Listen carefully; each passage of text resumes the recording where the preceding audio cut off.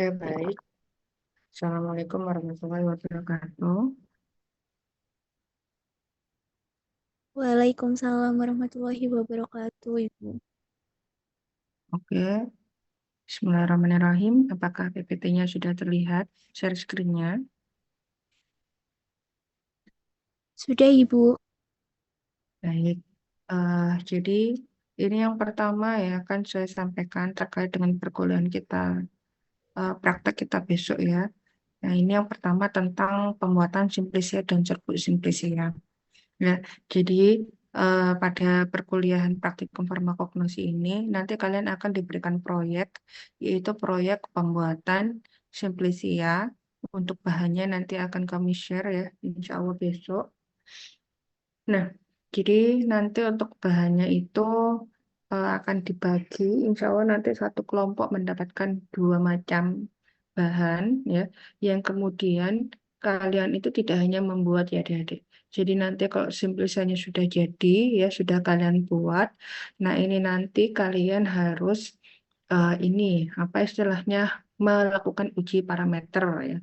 Parameter yang diujikan nanti itu terkait dengan standarisasi dari bahan baku simplisia yang sudah kalian buat.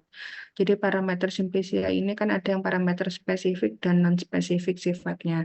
Nah, untuk proyek pada praktikum ini ya, parameter yang kalian lakukan atau pengujian parameter yang kalian lakukan nanti adalah terkait dengan parameter non-spesifik ya, seperti itu. Nah, terkait dengan pembuatan simplisia dan mengubahnya menjadi serbuk simplisia. Jadi pada pembuatan simplisia ini perlu diketahui bahwa ini adalah tahapan yang paling krusial ya, atau tahapan awal ya pada persiapan bahan baku awal, yang mana ini nanti digunakan sebagai bahan dasar pada pembuatan obat, baik itu obat tradisional maupun yang eh, ini ya produk yang sudah apa saja maju ya. Jadi eh, jika pada pemilihan dan persiapan bahan baku ini prosesnya sudah apa sih keliru ya, tidak tepat atau kurang tepat ya, maka ini nanti akan mempengaruhi pada proses-proses selanjutnya ya. Jadi nanti misal pengujian apa misalnya screening fitokimia dan lain sebagainya, kemudian nanti hingga dibuat menjadi produk jadi. Nah, ini nanti akan mengganggu kualitas. Maka dari itu, mengapa di sini kami menyampaikan tentang bagaimana pembuatan simplisia, ya, agar nanti pada saat kalian melakukan pembuatannya ini, nah ini tidak melakukan hal yang salah. Dan nanti untuk proyek pembuatan simplisia ini dimohon ya untuk adik-adik atau teman-teman nanti jika sudah mendapatkan bahan apa yang akan dibuat menjadi simplisia, mohon nanti mencari jurnal ya, jurnal acuan yang mana jurnal itu kaitannya dengan pembuatan simplisianya. Ya, misal kelompok satu mendapatkan bahan pembuatan simplisia ini apa misalnya kurkuma domestika rhizoma atau rimpang kunyit. Nah, jadi kalian harus mencari jurnal tentang cara pembuatan simplisia dari rimpang kunyit tersebut dan juga pengukuran ya parameter non spesifik dari simplisia rimpang kunyit tersebut. Nah, tujuan dari praktikum ini yaitu diharapkan nanti kalian mampu melakukan pembuatan simplisia ya, simplisia kering. Kemudian simplisia yang diubah menjadi bentuk serbuk simplisia. Nah, perlu diketahui apa yang dimaksud dengan simplisia. Jadi simplisia itu merupakan ya bahan alami yang biasanya digunakan sebagai obat yang mana dia ini belum mengalami pengolahan apapun kecuali ya perubahan bentuk saja, yaitu dari bahan kering yang utuh ya atau bentuk potongan menjadi bentuk serbuk. Nah, untuk jenis-jenis simplisia, ya itu macamnya ada simplisia nabati. Jadi, simplisia nabati ini adalah simplisia yang dibuat dari tanaman ataupun bagian tanaman, ya, ataupun eksudat tanaman. Contoh, jika apa misalnya simplisianya ini dibuat dari eh, seluruh bagian tanaman. Nah, ini biasanya pada tanaman-tanaman yang apa? Yang ini ya, yang bentuknya itu perdu atau herba ya. Jadi bisa diambil keseluruhan bagiannya mulai dari buah, bunga, biji, daun, batang ya, dan akar. Nah, ini yang disebut sebagai herba ya. Kemudian ada yang hanya daunnya saja yang kita sebut sebagai folium ya, bagian simplisannya. Kemudian ada bunganya saja yang kita sebut sebagai cortex. Kemudian ada bagian kulit kayu yang bunganya yang kita sebut sebagai floss, maaf. Kemudian bagian dari kulit kayu yang kita sebut sebagai cortex. Kemudian akar itu radix. Kemudian kayunya lignum. Kemudian buahnya fructus dan juga apa istilahnya getah yang disebut sebagai eksudat. Jadi jika ditanyakan apa itu eksudat tanaman, ya, jadi eksudat ini adalah isi dari sebuah sel yang ada pada tanaman, yang mana dia ini akan keluar ya secara spontan eh, atau secara disengaja ataupun tidak, yang ataupun zat nabati yang lainnya, yang mana ini nanti dipisahkan dari tanaman dan belum berupa zat kimia. Ya. Nah, contoh di sini Gumi arabicum atau Gum akasia atau Gum arabik ya. Ini adalah produk dari getah ya, atau yang kita sebut nama lainnya adalah resin yang dihasilkan dari penyadapan getah pada batang tumbuhan kelompok dari Leguminosae ya, atau polong-polongan dengan nama ilmiah Acacia senegal atau Acacia seal. Kemudian kalau Simplicia hewani ya berarti ini adalah bahannya itu berasal dari hewan ya. Entah itu berupa hewan utuh ya, biasanya kelompok dari serangga ya. Ataupun bagian hewan atau zat-zat berguna yang dihasilkan oleh hewan dan belum berupa zat kimia murni. Contoh di sini adalah hormon, enzim, tulang, dan lain-lain. Kemudian simplicia mineral. Nah, simplicia mineral ini adalah simplicia yang berupa bahan pelikan atau mineral yang mana ya. Jadi mineralnya itu benar-benar mineral murni ya yang belum diolah ataupun dia mengalami pengolahan tapi dengan cara yang sederhana. Jadi belum berubah menjadi zat kimia yang murni. Contohnya adalah CaCO3 dan kaolin.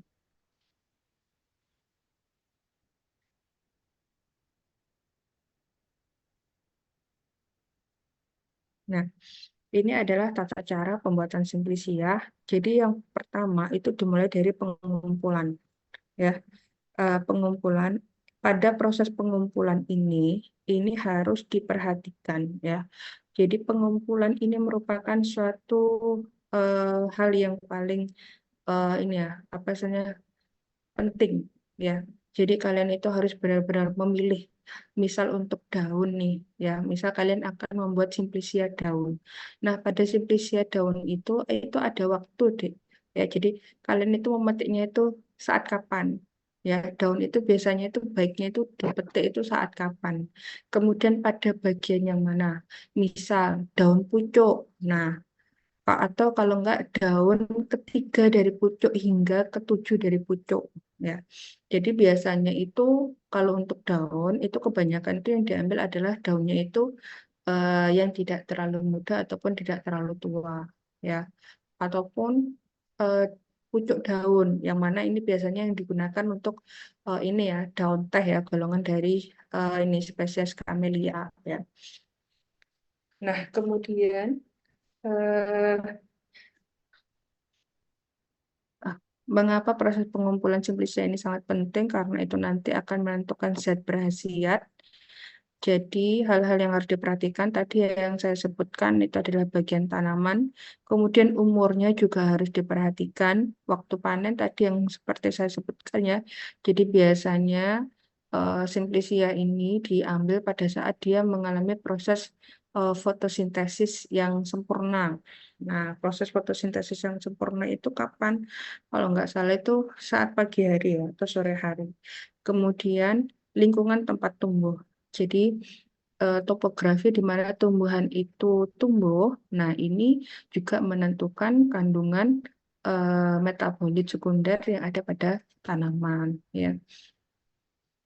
Kemudian eh, cara pengumpulan ini bagian-bagian tanaman yang digunakan. Jadi ini dipanen waktu proses fotosintesis masih aktif, ya, yaitu pada waktu hampir berbunga. Sebentar.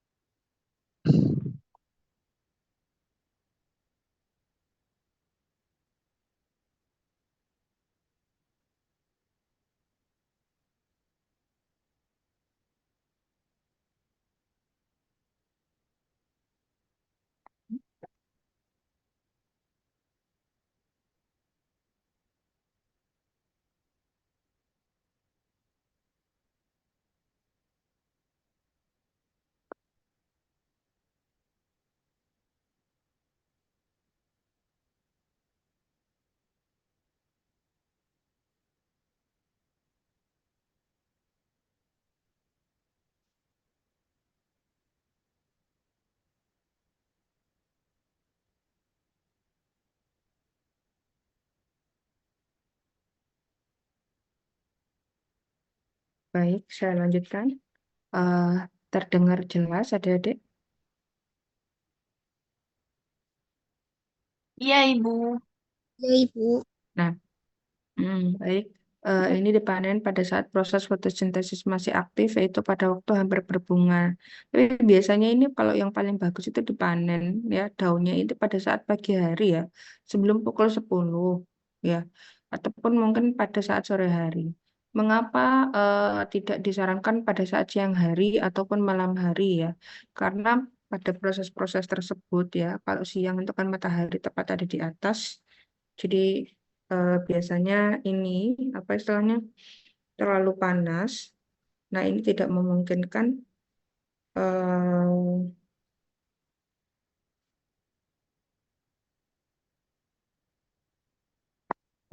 untuk dipanen sebelum pukul tersebut.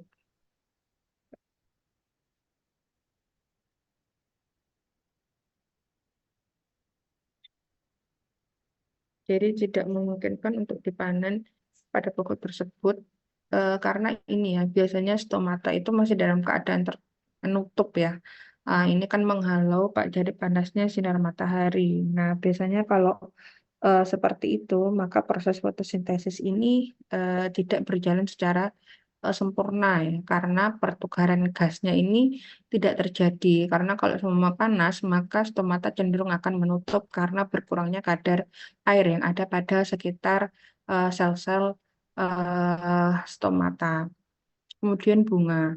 Jika kalian mau membuat simplicia dari bunga, ya, maka ini seharusnya diambil atau dikumpulkan setelah terjadi penyerbukan atau pembuahan, ya, ataupun bisa juga diambil pada saat bunga belum mekar, seperti kalau kalian mau membuat simplicia bunga melati. Nah, biasanya kak bunga melati ini bagusnya itu adalah diambil bunganya itu yang masih kuncup atau yang belum mekar. Nah, kemudian herba. Nah, ini kalau herba ini diambil saat tumbuhan sedang mencapai titik tumbuh optimum, ya, ataupun pada saat tumbuhan sedang berbunga. Kemudian buah sebaiknya dilakukan sebelum buah masak ya. Umumnya pada bagian bunga itu adalah yang diambil itu adalah bagian bunga sekaligus, bagian buah sekaligus biji. Kemudian untuk biji, biji ini biasanya diambil saat buahnya sudah masak dengan sempurna. Kemudian rizoma, ya rizoma itu rimpang. Kalau radix itu akar, ya. Nah, ini biasanya diambil setelah selesai proses vegetatif, ya, baru nanti dapat dipanen.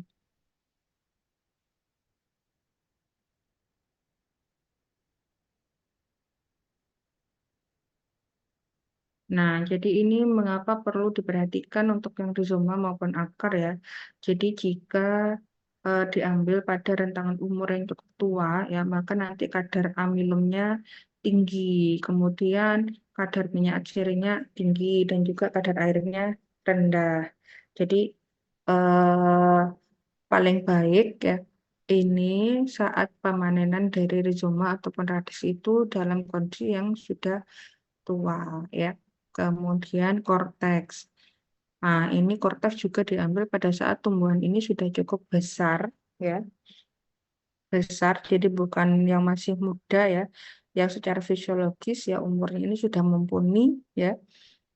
Kemudian untuk lignum, lignum ini diambil dari batang pohon yang sudah tua. Contohnya adalah lignum ini Santalini lignum, Sassafras lignum, ya. Jadi nanti jika ini semakin tinggi, maka dia akan semakin jika semakin tua, ya, maka ini nanti pasien batangnya akan semakin tinggi. Maka dari itu sebaiknya diambil yang sudah tua. Nah, kemudian setelah kalian memperhatikan ya terkait dengan proses pemanenan ataupun pengumpulan bahan baku, jangan lupa untuk pemetikannya juga diperhatikan ya, memetiknya itu harus menggunakan apa ya. Misal memetiknya harus menggunakan eh, biasanya sih untuk daun ya. Kebanyakan ini nih, Dek, apa maksudnya bagusnya itu adalah menggunakan tangan, tidak apa istilahnya tidak menggunakan alat ya, karena biasanya terkadang itu bisa mempengaruhi kandungan senyawa kimia yang ada pada tumbuhan. Namun misal kalau kalian seperti memanen batang tadi ya ataupun kulit batang, nah ini kan butuh bantuan alat untuk mengambil, memotong ya. Nah itu maka perhatikan sebaiknya yang digunakan ini adalah alatnya itu yang apa istilahnya tidak berkarat ya, yang bersih ataupun yang tidak mudah bereaksi dengan senyawa kimia. Nah, setelah proses-proses tersebut kalian kumpulkan. Nah, setelah kalian kumpulkan, yang selanjutnya adalah kalian pilih ya, pilih bahan baku tersebut. Nah, proses pemilihan ini disebut sebagai sortasi basah. Jadi pada proses sortasi basah itu mungkin ada pastinya kotoran ya yang terikut pada saat kalian melakukan pengambilan ya, maka ini kotorannya perlu dihilangkan dulu ya. Kemudian ada juga eh, kotoran berupa ini ya, pastinya organ-organ yang tidak seharusnya diikutkan untuk menjadi simplisia. Misal kalau kalian mau membuat simplisia daun, maka ranting-rantingnya itu harus hilangkan. Jadi yang diambil adalah hanya pure daunnya, ya. Tangkai dari daunnya itu tidak perlu diikutkan. Gitu pun mungkin kalian membuat simplisia dari bunga atau floss, maka tangkai bunga ini tidak perlu diikutkan. Ya, misal kalau simplisia bunga ini yang dibuat adalah mahkotanya saja, maka yang dikumpulkan adalah mahkotanya, sedangkan nanti putih dan benang sari itu harus dibuang. Ya, jadi proses sortasi basa itu adalah seperti itu, memisahkan organ-organ lain yang memang harus dihilangkan ya, atau tidak perlu atau tidak masuk dalam ini apa namanya pembuatan simplisianya. Kemudian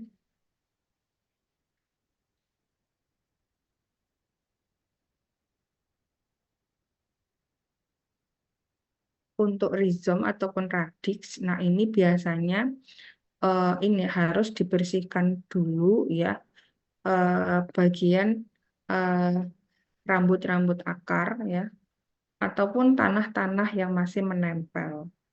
Kemudian untuk biji, nah ini kalau biji ini pastikan ya bagian dari buahnya itu sudah tidak ada yang menempel pada bagian biji. Nah, kemudian setelah disortasi tersebut dicuci ya. Dari proses pencucian ini untuk menghilangkan komponen pengotor ya, seperti debu ataupun tanah yang menempel pada bahan yang akan kalian buat menjadi simplisia ya. Dicuci, caranya untuk pencucian itu adalah dicuci dengan menggunakan air mengalir. Jadi proses pencuciannya itu adalah dengan menggunakan air mengalir, ya. Tidak boleh misal kalau dicuci dimasukkan di dalam bak penampungan setelah itu ditiriskan, ya jangan. Jadi nanti dicucinya itu adalah harus dengan menggunakan air mengalir, ya. Nah, nanti cucinya itu pelan-pelan, ya. Cara mencucinya itu pelan-pelan. Kemudian perajangan. Nah, perajangan ini digunakan untuk apa saja mempermudah proses pengeringan, pengepakan maupun penggilingan. Jadi perajangan itu apa istilahnya? Nama lainnya itu adalah mengubah bentuk, ya. Misal dari rimpang, ya, rimpang atau rizom kunyit, ya. Kan kita tidak mungkin mengeringkan apa istilahnya sejumput kunyit ataupun jahe itu secara utuh. Nah, kalau seperti itu kan nggak akan kering-kering. Jadi untuk mempercepat proses pengeringan itu harus kita iris-iris tipis, ya. Kita iris-iris, nanti kita apa istilahnya kita taruh di nampan ataupun loyang lalu dijemur, ya. Nah, kemudian pengeringan. Jadi tujuan untuk pengeringan ini adalah nanti untuk membantu proses pengawetan bahan, kemudian mencegah tumbuhnya mikroorganisme saat disimpan, kemudian mengurangi volume berat bahan, ya. Karena pada saat proses pengeringan ini nanti yang akan banyak hilang itu adalah komponen air, ya. Jadi komponen airnya ini akan hilang. Jadi nanti volumenya akan berkurang. Kemudian juga untuk mempermudah pembuatan bentuk-bentuk yang umum digunakan dalam perdagangan. Kemudian untuk mencegah reaksi enzimatik, ya, karena airnya tadi hilang, dan juga untuk mencegah perubahan-perubahan kimiawi yang diakibatkan oleh adanya mikroorganisme yang tumbuh. Nah, untuk cara pengeringan itu sendiri, ya, ini bisa dilakukan secara alami maupun dengan menggunakan bantuan alat. Kalau secara alami, nah ini biasanya dengan menggunakan sinar matahari secara langsung, ya, langsung ataupun tidak langsung. Nah, yang dimaksud dengan langsung adalah langsung di udara terbuka, ya, pada cuaca yang baik, ya. Nah, kalau misal apa istilahnya dilakukan dengan menggunakan panas sinar matahari langsung. Nah, ini biasanya, ini ada jam-jamnya, adik-adik. Jadi misal kalau semua langsung ditaruh di bawah sinar matahari, itu sebaiknya pagi. Jika melebihi itu harus ditutup dengan menggunakan kain, ya, terutama kain yang berwarna gelap atau kain hitam, ya, tujuannya adalah agar tidak terkena sinar ultraviolet secara langsung, ya, yang nantinya bisa merusak komponen bahan aktif yang ada di dalam kandungan simplisia, ya, dan juga apa istilahnya ini, ya, apa saya menghalau debu-debu yang berterbangan selama proses pengeringan, ya. Jadi biasanya ini itu modelnya itu eh, ada yang apa istilahnya dijemur di bawah tempat yang ternaungi, ya. Jadi ya benar apa maksudnya ditaruh di apa istilahnya di bawah apa dikeringkan dengan udara terbuka. Misal tempat yang kena panas tapi tidak secara langsung mengenai tapi yang ternaungi gitu. Jadi eh, masih apa istilahnya masih ada terasa panasnya tapi tidak langsung di bawahnya. Nah, kemudian jika tidak langsung, nah ini pengeringan ini dilakukan dalam ruangan kecil, ya,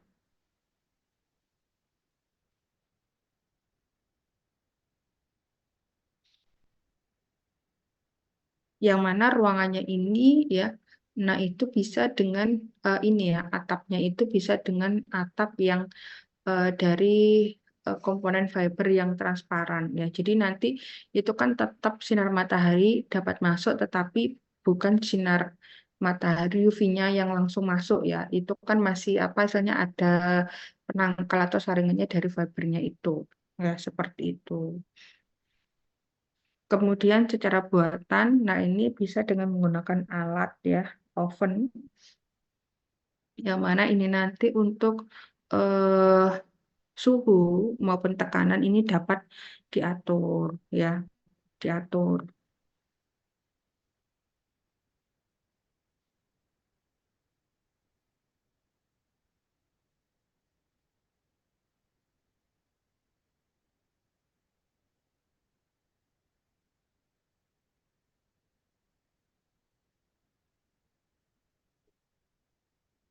Kemudian ada pengeringan secara kimiawi, yaitu dengan menggunakan zat pengering, yang mana ini digunakan untuk bahan-bahan yang sifatnya termolabil ya, atau tidak tahan terhadap panas ya. Kemudian secara fisik dengan sinar infrared dan radiasi gelombang ya.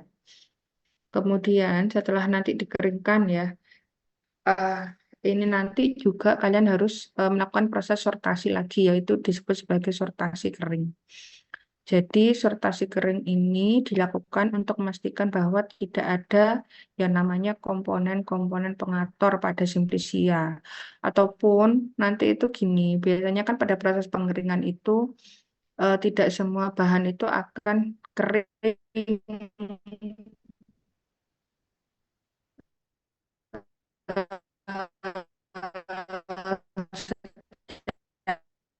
secara merata.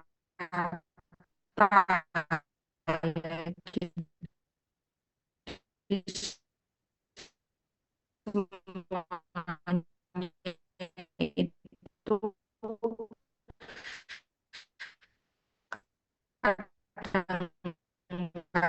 kadang-kadang itu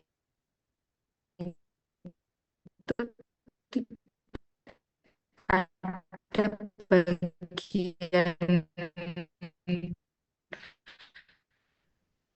bagian itu yang masih belum masih mamol atau masih sedikit agak basi yang busuk. Nah, ini harus kita pisahkan dilakukan sortasi.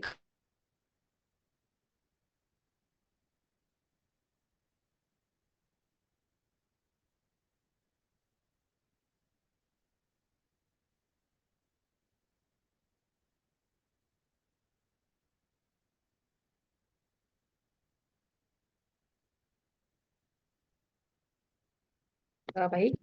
Setelah sortasi kering, langkah selanjutnya itu menyimpan di dalam wadah. Jadi wadah ini ya, wadah penyimpanan ini berfungsi untuk melindungi bahan ya, dan tidak banyak makan tempat ya. Jadi tujuannya itu melindungi terhadap terkenanya sinar matahari ataupun terkenanya ini ya, apa istilahnya uap air ya, sehingga nanti akan mengubah kelembapan ataupun melindungi dari gangguan serangga maupun tikus. Nah, untuk alat yang digunakan ataupun wadah yang digunakan ini harus ini ya, wadahnya itu harus tebal dengan kualitas yang baik, tidak mudah rusak dan tidak mudah ini bereaksi dengan simplisia. Jadi wadahnya itu juga harus tertutup rapat ya, kalau bisa berwarna gelap ya, seperti itu.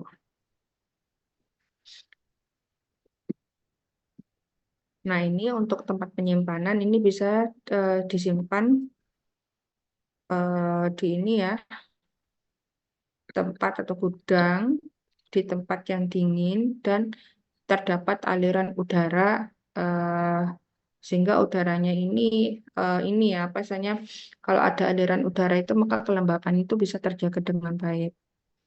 Nah, jika jumlah simplisannya itu sedikit, maka cukup disimpan dalam wadah tertutup rapat dan tahan sinar matahari. Ya, kemudian bisa juga disimpan dalam kotak kayu atau kantong kertas yang mana ini nanti dapat menyerap uap air yang ada di udara.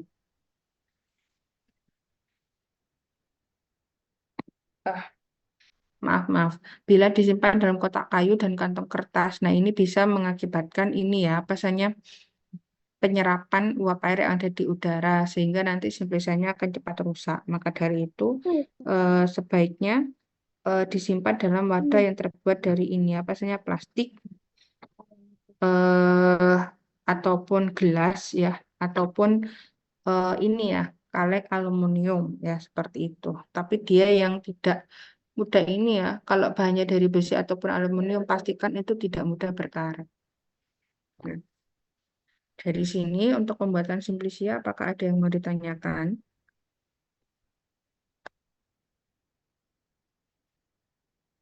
Adakah yang mau ditanyakan?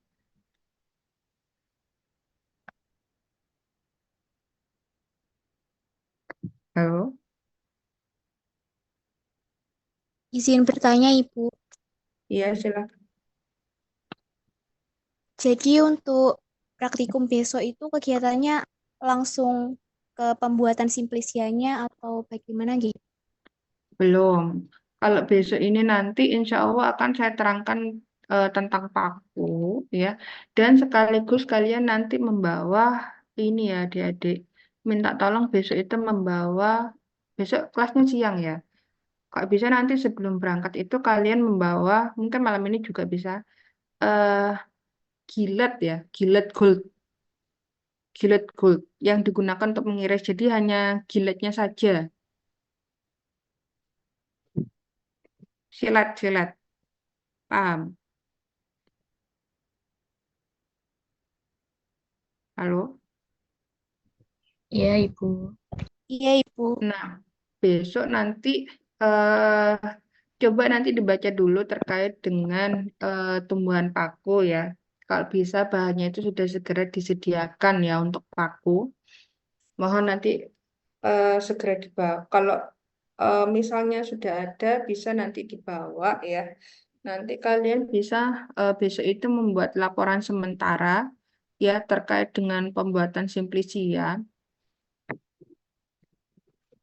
Kemudian juga ini apa istilahnya laporan sementara tentang ini apa istilahnya praktikum ini analisis atau pengamatan makroskopis tumbuhan paku.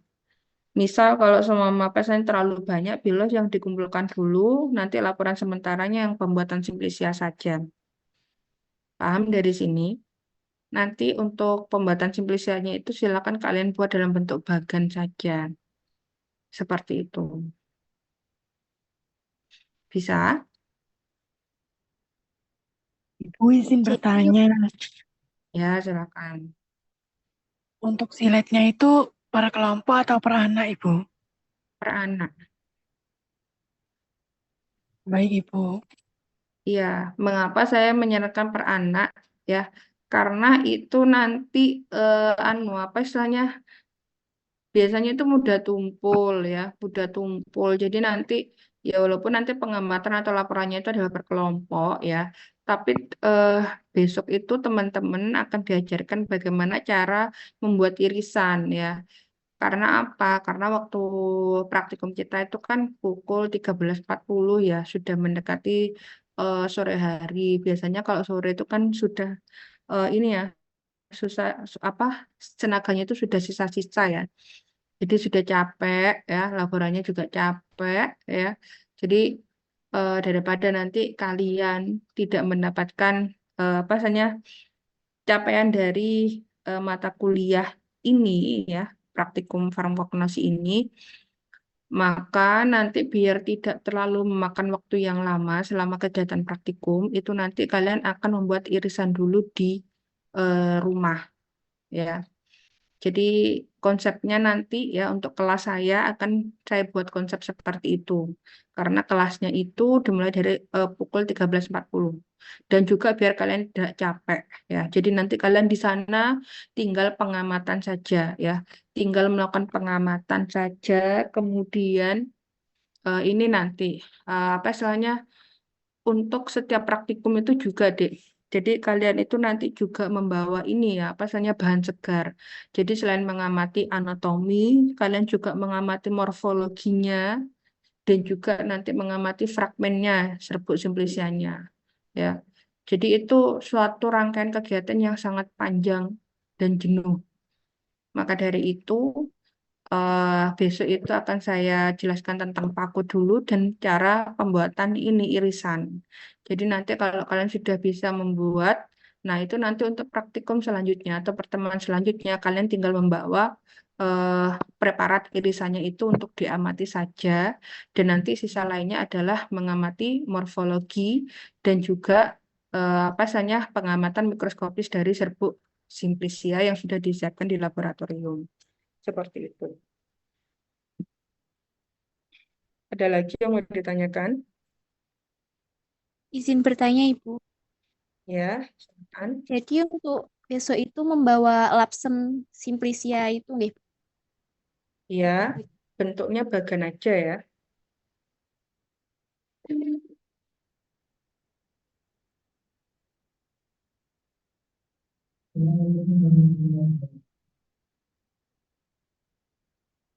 Ada lagi, jangan lupa membawa silet gold. Ya, dan juga nanti ini apa misalnya kalau untuk mencari paku ini agak susah ya. Jadi nanti apa istilahnya besok saya jelaskan dulu pakunya, kemudian juga apa istilahnya cara pembuatan ini, preparat irisan. Jadi besok teman-teman bisa membawa ini apa istilahnya yang paling gampang aja, misal bahannya itu golongan dari ini ya, apa istilahnya rimpang. Rimpang itu bisa membawa kunyit, jahe, kemudian lengkuas, bumbu-bumbu masak itu loh, Dik. Ya, jahe, kunyit, temulawak, lengkuas. Kemudian untuk bijinya itu, amilumnya itu kan amilumnya kan ada amilum solani. Nah, itu silahkan nanti membawa apa misalnya singkong, kemudian apa misalnya jagung, kemudian kentang. Itu saja dulu yang dibawa. Nanti besok itu praktek ya, bagaimana cara mengiris yang baik dan ini seperti itu. Bisa dipahami?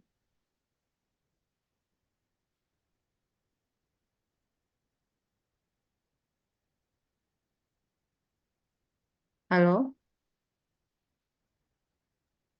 Izin bertanya, Ibu. Jadi untuk bahan-bahan yang disebutkan untuk dibawa besok itu dibawa semuanya atau salah satu saja ya, Ibu, per Salah kelompoknya. satu saja nanti dibagi aja per kelas. Baik, Ibu. Ya,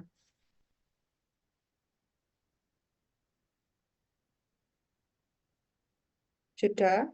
Ini waktunya sudah mau habis ya. Tinggal saya menjelaskan tentang tata nama simplisia dan parameter mutu simplisia.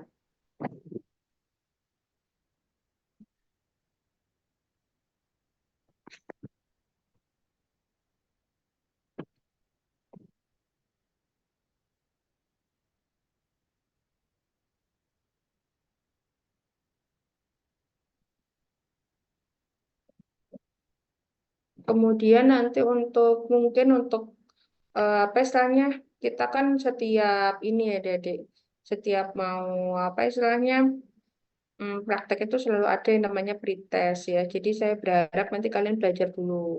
Kalau untuk besok itu masih belum ya. Jadi nanti pretestnya akan dimulai minggu depan.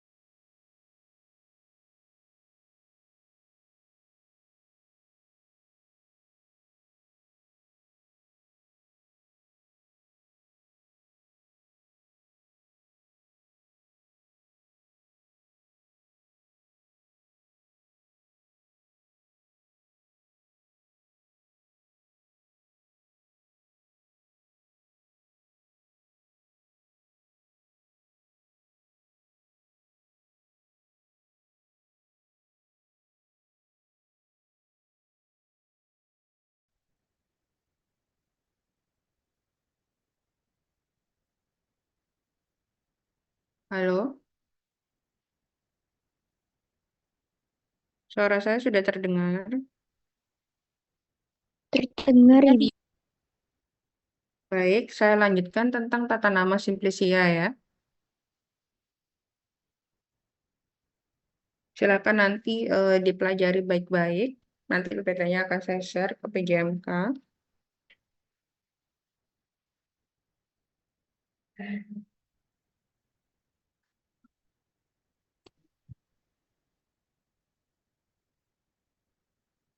Baik, ya tidak terlalu panjang.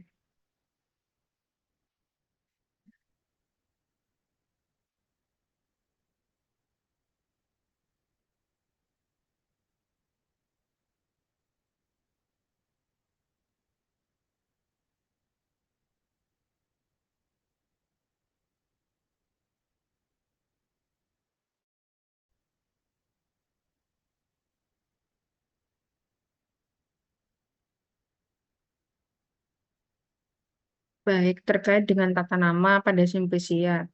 Jadi tata nama pada Simplicia ini biasanya ya mengambil dari nama bagian tanaman ya, yang kemudian nanti akan ditambahkan dengan nama ilmiah dari tanaman yang diambil bagiannya tersebut atau yang akan dibuat untuk menjadi Simplicia. Nah, perlu diketahui juga tata nama Simplicia ini secara runut ya untuk penulisannya ya itu hanya tertata pada ini apa istilahnya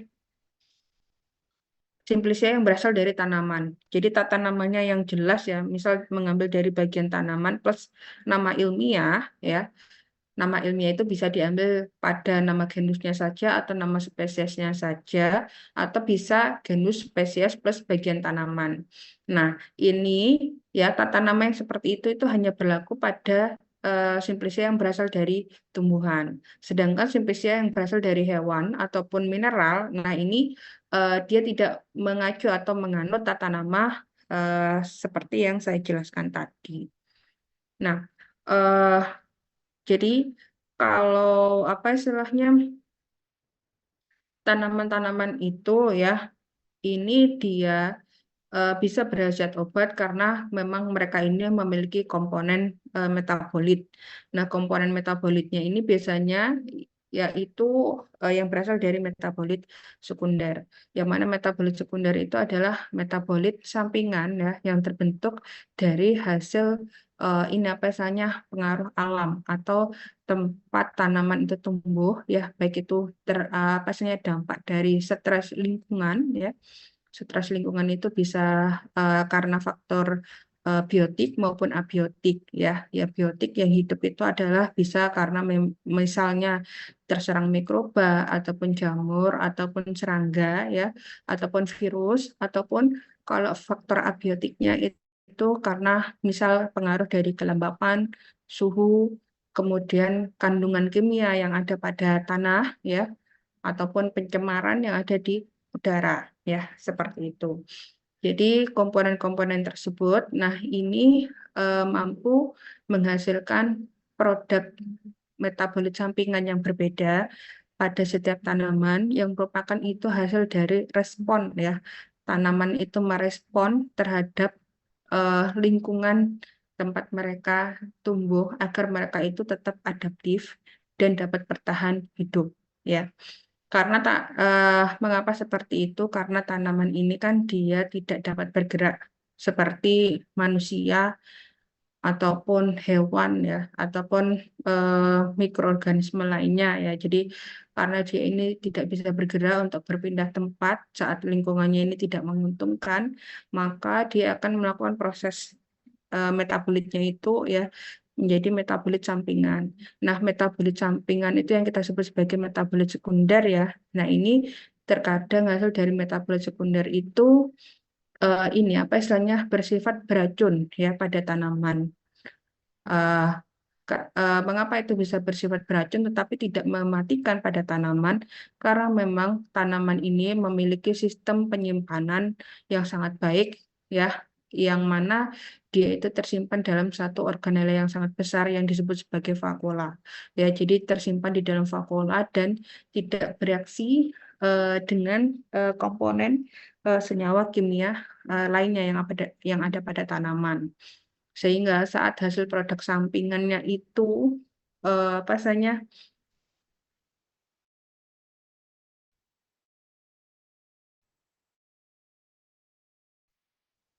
termakan oleh makhluk hidup seperti hewan, baik untuk kesehatan. Maka dari itu kita sebut sebagai atau kita manfaatkan hasil metabolit sampingan dari tanaman tersebut itu sebagai bahan obat ya, bahan obat. Nah, untuk tanaman-tanaman ini ya, tanaman obat itu bisa berasal dari tanaman rempah, tanaman pangan ya. Secara fungsionalnya ya ini yang dikonsumsi itu kan ada tanaman rempah, kemudian tanaman pangan, kemudian tanaman sayur, tanaman industri, tanaman hias, tanaman buah, maupun tanaman liar. Yang kesemuanya ini mereka memiliki komponen fitokimia ya. Jadi fitokimia itu adalah fito itu tumbuhan ya, kimia itu adalah bahan kimia atau senyawa kimia yang berasal dari tumbuhan yang mana dia ini memiliki khasiat ya eh, terhadap kesehatan manusia ya terutama dan juga untuk hewan. Nah,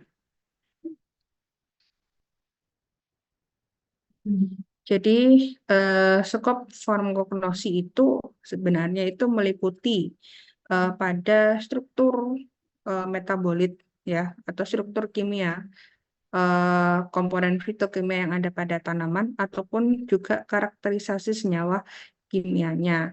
Jadi kalau kalian dijelaskan ya di teori farmakognosi ya, itu kan ada golongan-golongan senyawa kimia.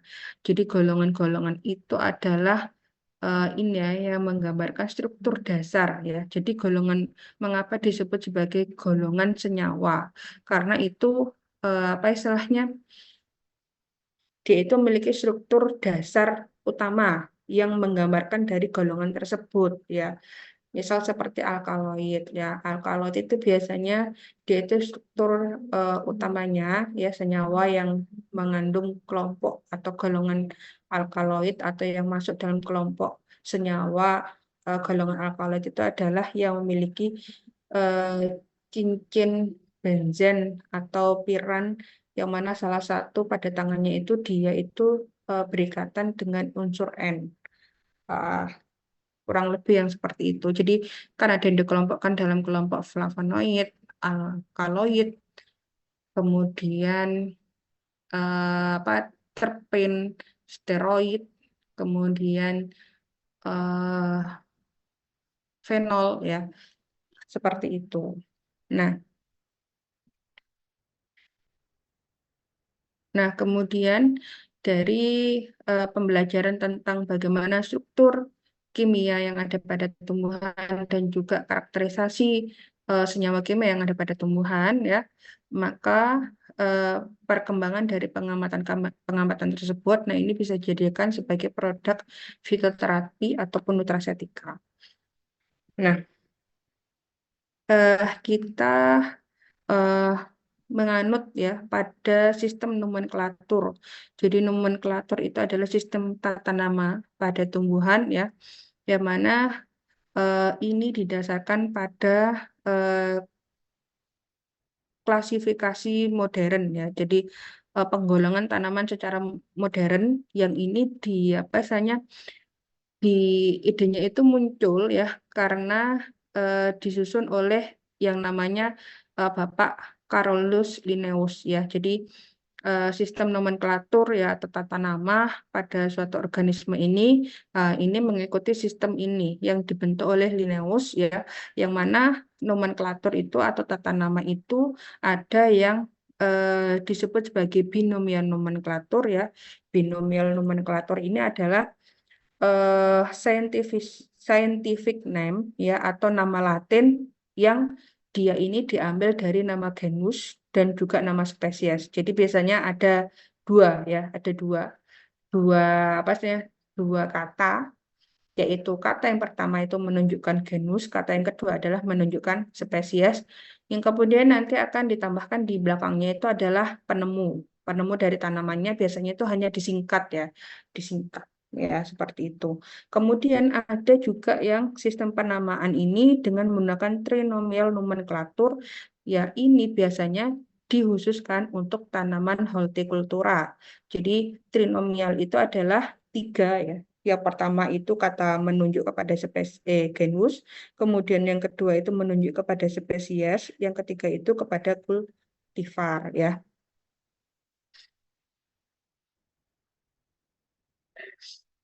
Nah, untuk tata nama Simplicia itu sendiri ya, nah ini ditentukan dalam Ketentuan Umum Farmakope Indonesia disebutkan bahwa nama Simplicia nabati itu ditulis dengan menyebutkan nama genus atau ya garis miring nama spesies tanaman yang kemudian itu nanti akan diikuti nama bagian tanaman yang digunakan. Jadi ketentuan ini tidak berlaku untuk Simplicia nabati yang diperoleh dari berbagai atau beberapa macam tanaman dan juga untuk eksudat dari nabati ataupun untuk Simplicia hewani. Nah, ini contoh dari tata namanya ya yang ini ya. Jadi ini ada apa misalnya yang menggunakan nama genus plus nama bagian tanaman. Nah, ini contohnya adalah Cinchonae cortex. Jadi cortex itu adalah nama bagian ya. Cortex itu kalau nggak salah kulit batang. Cinchona ini dari nama genus ya. Kemudian ada digitalis folium ya. Folium itu daun, kemudian timi herba. Nah, kalau herba itu biasanya seluruh bagian tanaman. Kemudian yang kedua itu bisa dengan menggunakan nama penunjuk spesies plus nama bagian tanaman. Kemudian yang ketiga ini bisa dengan menggunakan seluruh ya nama genus, nama spesies plus nama bagian tanaman. Jadi pada tata nama Latin tanaman ya itu kan terdiri dari dua kata. Yang pertama yaitu genus, yang kedua itu spesies. Contohnya seperti Oryza sativa.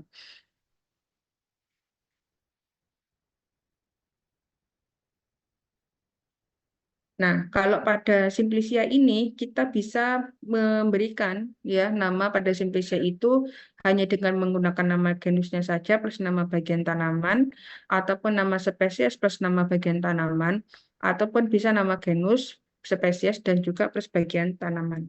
Nah, ini contohnya ya. Nama latinnya adalah Bosenbergia pandurata. Ini adalah temu kunci. Nama lokalnya adalah temu kunci. Nama latinnya adalah Bosenbergia pandurata. Props ini adalah nama penemunya, ya. Nama simplicianya itu yang diambil adalah nama genus. Jadi dia nanti akan menjadi Bosenbergie, ya. Bosenbergie rhizoma karena yang digunakan adalah rimpang ya. Jadi kalau golongan kunci-kuncian ya, temulawak, delingo, temu ireng dan kunyit ya, ini yang bagian yang digunakan adalah bagian rimpang ya. Terus kemudian Acorus calamus ya. Nah, ini yang digunakan yang di sini adalah nama spesies ya, diambil dari nama spesies. Nama spesies, jadi dia calamus bisa menjadi kalami ya. Kalami rhizoma. Nah, kemudian temulawak Curcuma santoriza. Ini nama latinnya. Nama simplicianya menjadi curcumi ya atau curcumai rhizoma. Kemudian temu ireng. Temu ireng nama ilmiahnya adalah Curcuma aeruginosa. Nah, karena tadi nama genus itu sudah digunakan pada Simplicia temulawak ya, maka selain ini ya, yang golongan kelompok Curcuma lainnya ya. Hmm.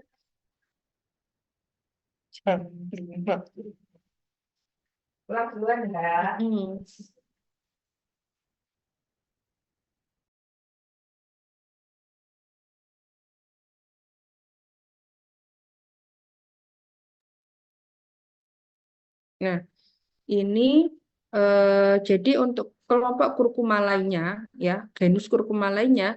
Nah, ini untuk penamaan simplicianya itu menggunakan nama genus plus nama spesies, ya. Jadi di sini untuk yang apa istilahnya temu ireng itu Curcumae aeruginosae, ya. Kemudian untuk kunyit Curcumae domesticae, ya. Seperti itu. Eh, Kemudian untuk contoh lainnya, ya ini nggak kelihatan ya. Nah, ini kalian harus hafal ya adik-adik. Jadi untuk kata radix itu berarti dia simplisanya itu berasal dari akar, ya akar. Radix itu akar. Contohnya di sini ada Bardanae radix, ya, Bardanae radix, ya. Ini dari akar burdok, ya, akar burdok.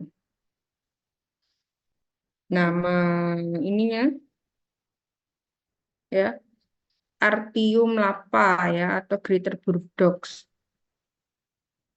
Kemudian ada ginseng radix atau dari akar ginseng. Nah, ini kan kalau apa istilahnya nama ilmiahnya adalah panak ginseng. Ini yang terkenal, ya. Ini yang digunakan adalah nama spesiesnya. Kemudian ini Acarus calamus, ya. Tadi ya ini yang digunakan adalah kalami rhizoma. Jadi itu ada yang apa istilahnya kalau nggak salah itu yang konsonan terakhirnya U itu bisa menjadi I, ya. Kalau yang apa istilahnya pada ginseng-ginseng tetap, ya.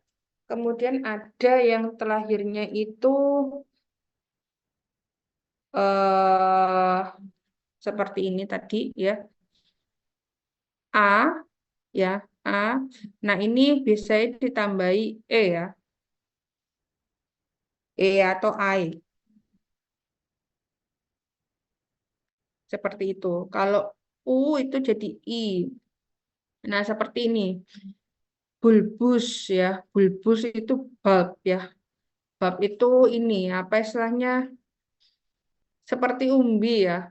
Umbi. Bulb itu umbi, ya. Nah, ini kan kalau nama ilmiahnya adalah Allium sativum. Nama ilmiah dari bawang putih. Nah, ini di apa saja nama ilmiahnya adalah Ali sativa bulbus. Bulbus itu adalah nama bagian yang digunakan, ya, umbinya yang ini. Kemudian untuk herba, herba itu untuk seluruh bagian tanaman, ya. Contohnya adalah Kapsela bursa pastoris, ya. Yang ini dia tadi yang strep itu namanya itu apa saja ada nama tambahan, ya, ada nama tambahan pada nama ilmiahnya. Maka ini yang digunakan adalah penunjuk nama spesies, ya, yang ditambahkan. Jadi Bursae pastoris herba. Kemudian daun, ya, itu folium. Folium ini contohnya adalah Tussilago farvara. Nah, ini farvare folium. Ini nama apa saja spesies. Kemudian floss itu untuk bunga. Nah, ini Carthamus tinctorius, ya. Nah, ini yang digunakan untuk nama simplisannya adalah Kartami, ya, nama penunjuk spesies. Kemudian stigma. Stigma itu apa? Stigma itu adalah putih, ya, putih. Stigma. Stigma itu memang nama ini, ya, nama bagian dari apa sih putih pada bunga. Ini namanya tetap.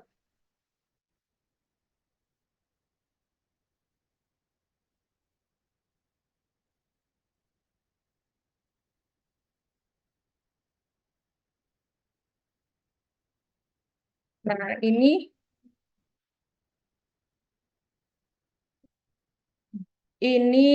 eh, Crocus sativus, ya, Crocus stigma.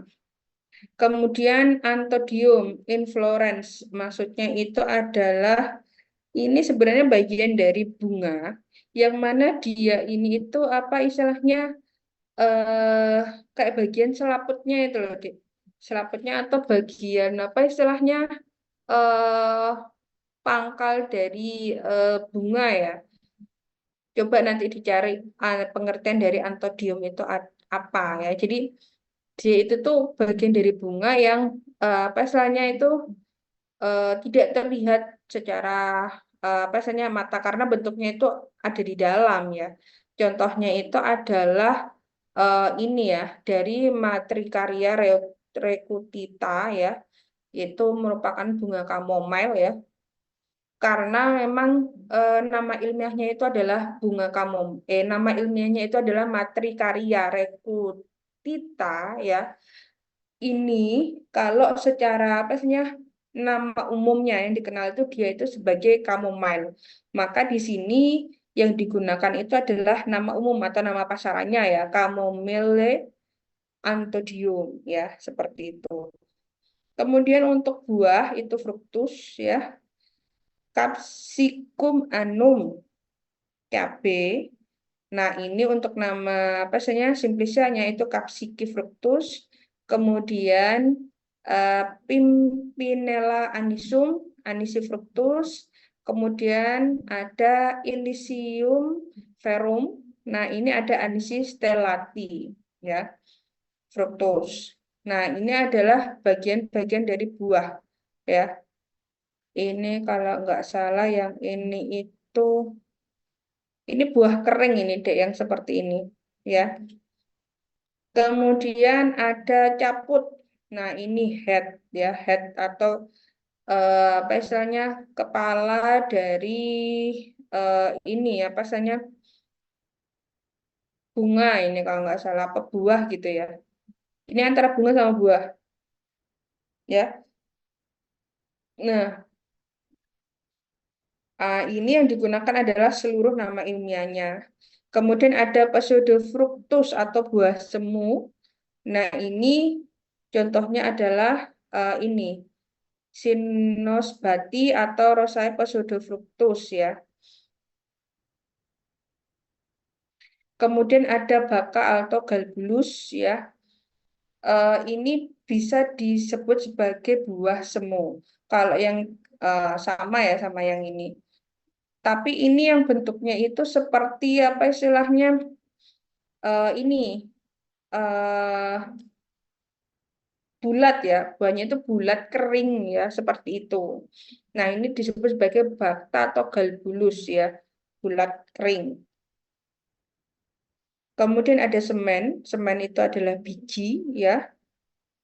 Kemudian ada peduncle, ini bisa ini ya, masuk dari tangkai ya, ataupun ranting. Nah, ini namanya adalah stipes.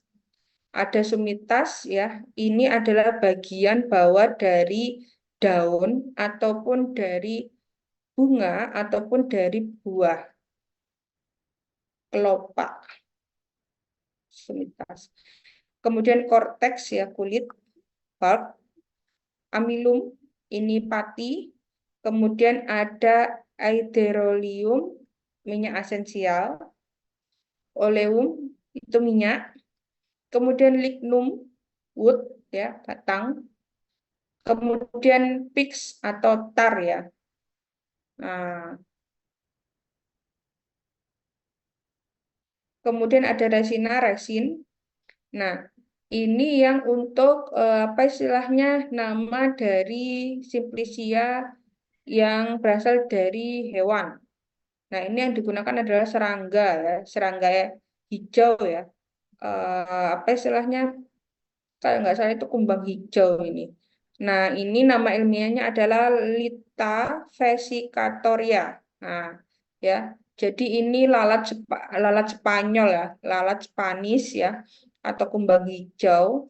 Nah, ini ternyata mereka itu memiliki efek sebagai diuretik yang kuat. Nah, tapi lihat ya, nama ilmiah yang digunakan ini tidak seperti tata nama pada Simplicia nabati tadi. Ya, jadi namanya, nama dari apa istilahnya simplicianya yaitu Cantaris ya, Cantaris.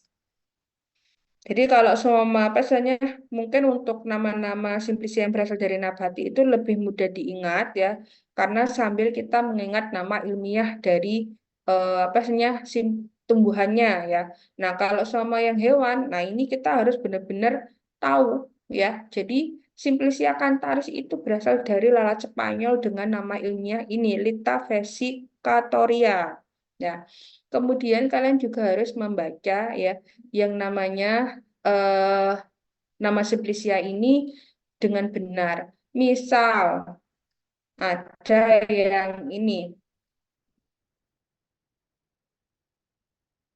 Nah, KA ya. Jadi kalau yang seperti ini, ini aja wes. Nama ilmiahnya jangan dibaca C gini ya, Ceracus avium.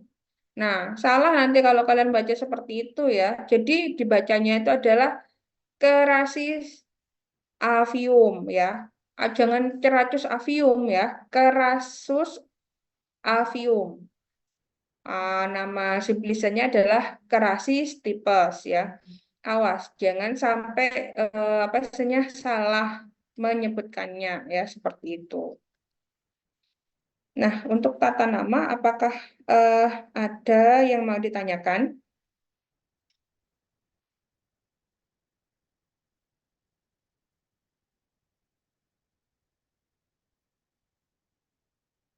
Bagaimana? Adakah yang mau ditanyakan?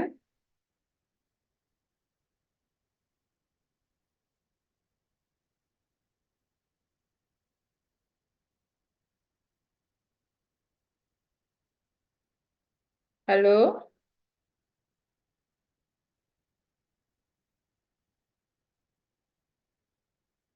Halo, adakah yang mau ditanyakan?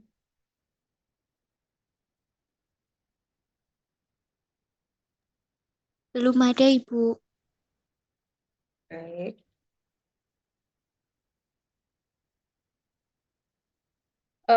Selanjutnya, ya saya jelaskan tentang ini. Parameter mutu simplicia. Yang terakhir ya.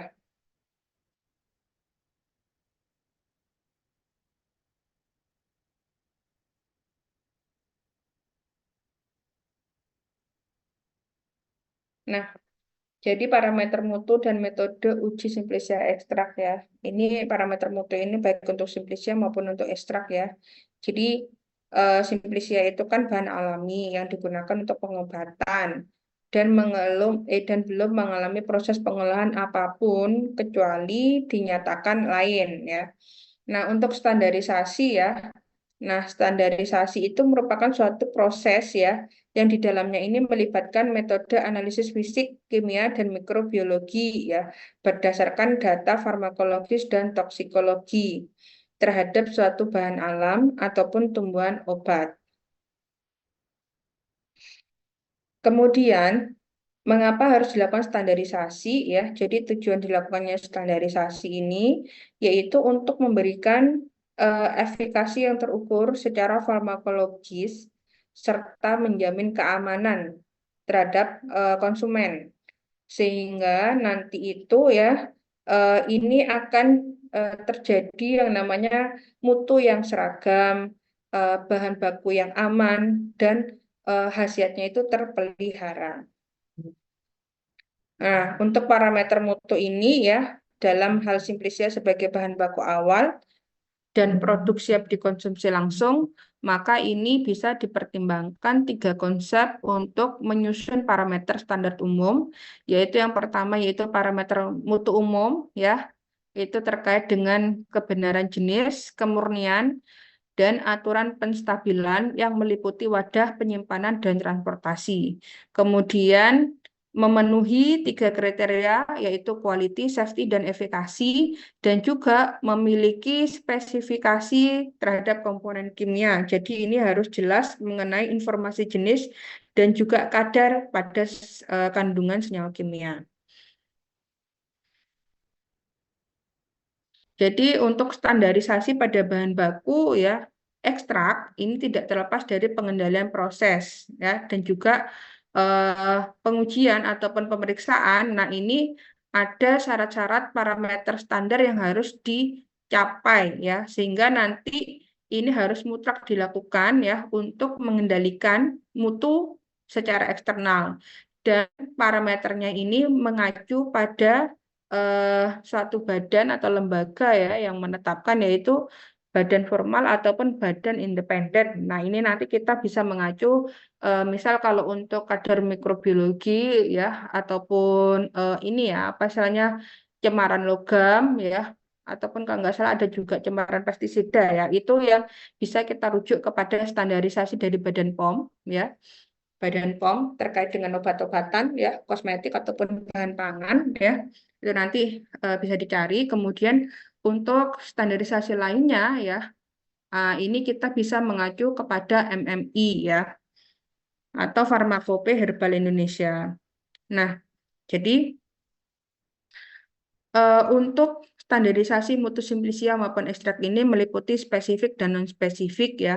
Nah, ini nanti akan mengacu kepada pengujian yang dilakukan ya, atau jenis pengujian yang dilakukan.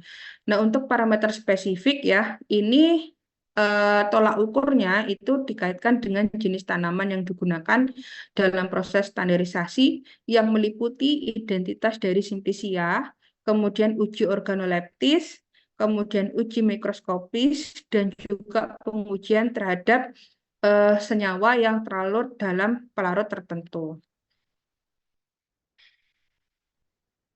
Nah, terkait dengan identitas simplicia, ini meliputi nama Latin, kemudian bagian tumbuhan yang digunakan, kemudian nama daerah, kemudian tujuan. Jadi tujuan itu untuk memberikan identitas objektif dari nama dan spesifikasi dan juga senyawa identitas ya. Jadi pada masing-masing tanaman itu biasanya memiliki senyawa identitas yang mana senyawanya ini eh, tidak ditemukan pada spesies lain yang sama. Nah, kemudian uji organoleptis. Nah, uji organoleptis ini meliputi pendeskripsian, meliputi bentuk, warna, bau, dan rasa yang menggunakan panca indera. Jadi ini ditujukan untuk memberikan pengenalan awal yang sederhana dan juga seobjektif mungkin berdasarkan objek yang kita amati. Kemudian uji mikroskopis dan makroskopis ya. Makroskopis ini biasanya terkait dengan bentuk morfologi, sedangkan mikroskopis terkait dengan bentuk anatomi dan juga bentuk fragmen, ya, fragmen dari simplicia, ya, seperti itu.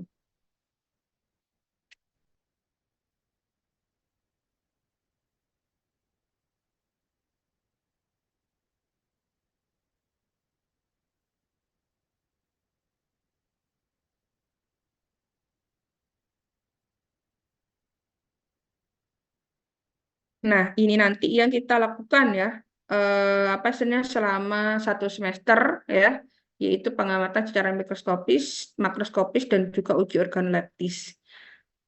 Kemudian senyawa terlarut, nah ini ditentukan dengan menggunakan apa misalnya pelarut tertentu ya, yang jumlah solutnya itu identik dengan jumlah kandungan senyawa. Nah ini bisa ditentukan dengan menggunakan gravimetrik ya. Nah jadi biasanya itu paling gampang itu ya istilahnya itu yang paling sederhana itu adalah kita bisa menggunakan apa istilahnya untuk ekstraksi dari suatu tanaman itu misalnya harus dengan menggunakan pelarut polar ataukah non polar. Nah, ini bisa kita apa istilahnya lakukan ya apabila kita sudah tahu misal seberapa banyak komponen senyawa polar dan non polarnya yang ada di dalam tanaman tersebut, ataupun mungkin kita sudah tahu misal eh,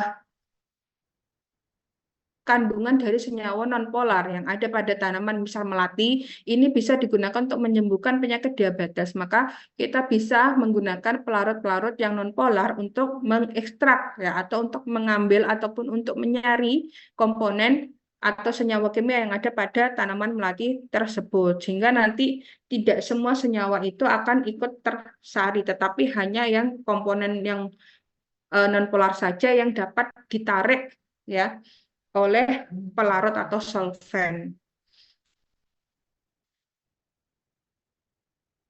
Kemudian screening fitokimia. Nah, screening fitokimia ini, ini biasanya yang digunakan untuk melihat secara kualitatif ya, atau pengujian screening awal kandungan fitokimia yang ada pada tumbuhan. Nah, ini meliputi golongan senyawa fenol, flavonoid, saponin, triterpenoid atau steroid, kemudian monoterpen atau sesquiterpen, ada alkaloid dan quinon. Nah, untuk parameter spesifik ini yang lainnya yaitu terkait dengan uji kandungan kimia. Nah, untuk uji kandungan kimia ini bisa dengan menggunakan pola kromatografi ataupun dengan menguji kadar total golongan kimia yang ada di simplicianya tersebut ataupun di ekstraknya tersebut, dan juga bisa juga dengan kadar kandungan kimia tertentu yang masing-masingnya ini memiliki tujuan sendiri-sendiri. Ya. Jadi untuk pola kromatogram ini biasanya itu digunakan untuk memberikan gambaran awal komposisi kandungan kimia berdasarkan pola kromatogramnya.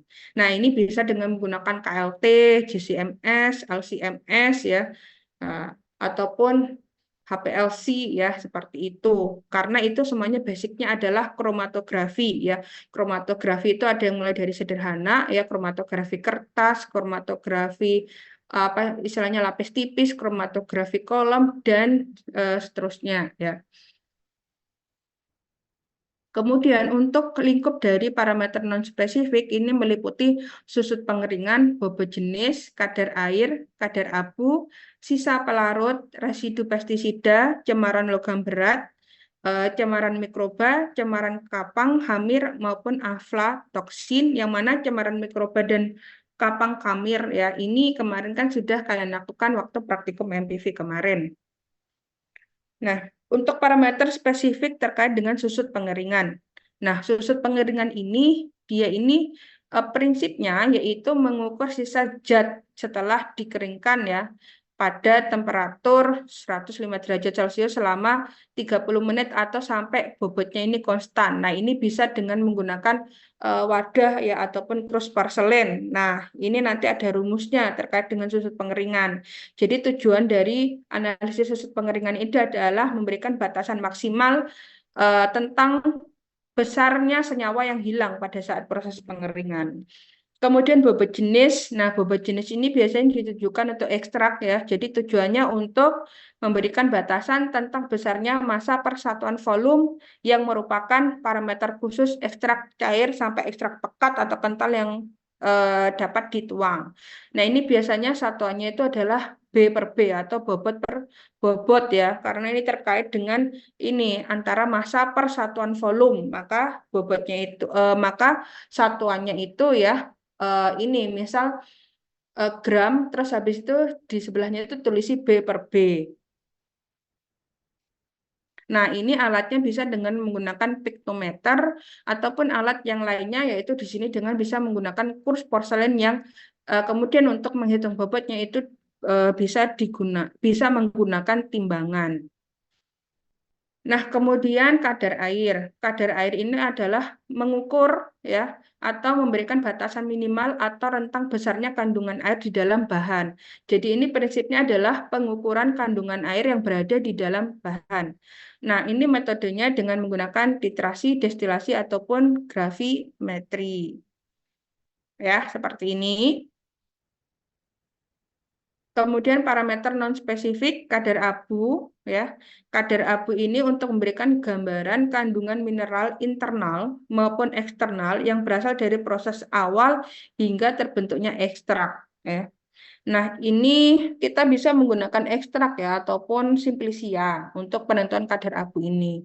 Jadi prinsip dari kadar abu ini biasanya bahan dipanaskan pada temperatur di mana senyawa organik ataupun turunannya ini mudah hancur atau terdestruksi maupun hilang ataupun menguap, sehingga nanti yang tertinggal itu hanyalah unsur mineral ataupun anorganiknya.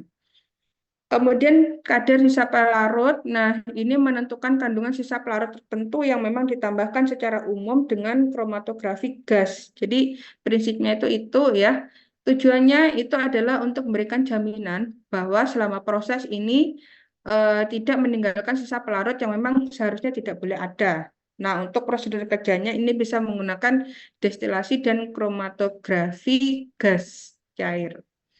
Terus parameter sisa pestisida ini memberikan jaminan bahwa ekstrak tidak mengandung pestisida yang melebihi nilai yang ditetapkan, sehingga nanti ekstraknya ini bersifat toksik bagi kesehatan. Jadi prinsipnya yang di sini itu adalah menentukan kandungan pestisida yang mungkin saja eh apa sih ini ya tidak sengaja gitu masuk ataupun mengontaminasi pada bahan simplisia ya. Ini bisa dari proses apa istilahnya selama penanaman ya seperti itu. Metodenya bisa dengan menggunakan KLT dan kromatografi gas cair ya. Dengan nanti pembandingnya yaitu dengan menggunakan ini apa istilahnya pestisida yang digunakan untuk merawat ataupun eh, memelihara tanaman tersebut. Kemudian parameter cemaran mikroba. Jadi ini untuk memberikan jaminan bahwa ekstrak tidak mengandung mikroba patogen maupun non-patogen yang melebihi ambang batas yang ditetapkan. Karena ini nanti dapat berpengaruh terhadap kestabilan ekstrak ya ataupun simplisia dan juga berbahaya bagi kesehatan. Nah, ini jadi prinsipnya itu terkait dengan penentuan atau identifikasi adanya mikroba yang patogen yang dianalisis secara mikrobiologi. Metodenya dengan menggunakan ALT ataupun uji dugaan yaitu MPM coliform. Nah, untuk parameter mikroorganisme pada tanaman ya, jadi mikroorganisme yang tidak diperbolehkan ada yaitu golongan dari Clostridia, Salmonella, dan Shigella. Kemudian batasan mikroorganisme yang diperbolehkan ya, jadi itu boleh ada, tetapi tidak boleh melebihi jumlah maksimum 10 × 5 per gram untuk bakteri aerobik, ragi dan jamur 10 × 3, E. coli 10 per gram, dan enterobacteria lainnya itu 10 × 3 per gram. Kemudian untuk parameter cemaran kapang dan hamir, jadi ini memberikan jaminan bahwa ekstrak tidak mengandung cemaran jamur yang melebihi ambang batas ya dan juga tidak mengandung aflatoksin yang berbahaya bagi kesehatan. Jadi toksin yang dihasilkan oleh jamur itu disebut sebagai aflatoksin. Nah, prinsipnya di sini yaitu menentukan adanya jamur secara mikrobiologis dan adanya aflatoksin dengan KLT. Itu saja yang saya sampaikan terkait dengan parameter mutu spesifik dan non spesifik. Adakah yang mau ditanyakan?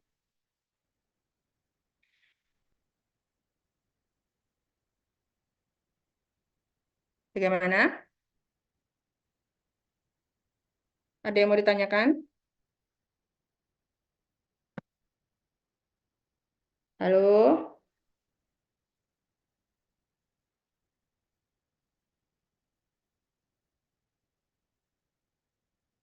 Jika tidak ada, boleh saya akhiri adik-adik? Ibu izin Ya, bertanya, ya, silakan. Ibu itu untuk pembuatan laporan sementara itu ditulis tangan atau bagaimana Ibu? Di kertas folio bergaris Bu- atau bagaimana? Bukan, jadi itu kan yang di laporan format file apa istilahnya petunjuk praktikum itu kan sudah ada ya untuk format laporannya itu seperti apa.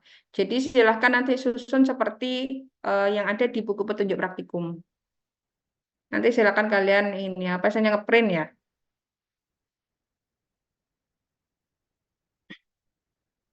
Baik Ibu, Gimana? terima kasih. Ya, sama-sama. Ada lagi yang mau ditanyakan? Yang jelas untuk besok karena saya mau menjelaskan tentang paku, tolong nanti belajar tentang pengamatan makroskopis pada paku, ya. Baik Ibu. Sudah ada lagi yang mau bertanya? Jika tidak ada, boleh saya akhiri.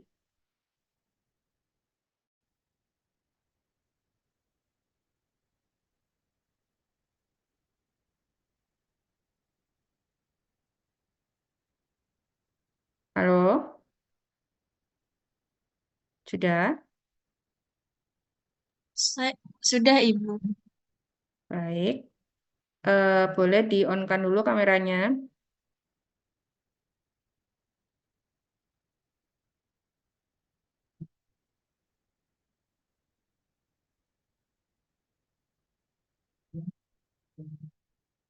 Saya screenshot. Yang lainnya segera di-on-kan kameranya. 1.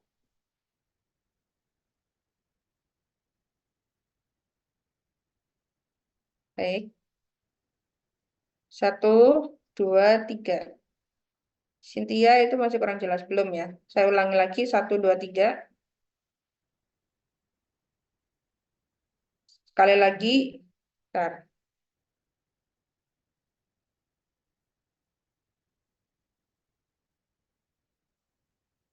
1, 2, 3.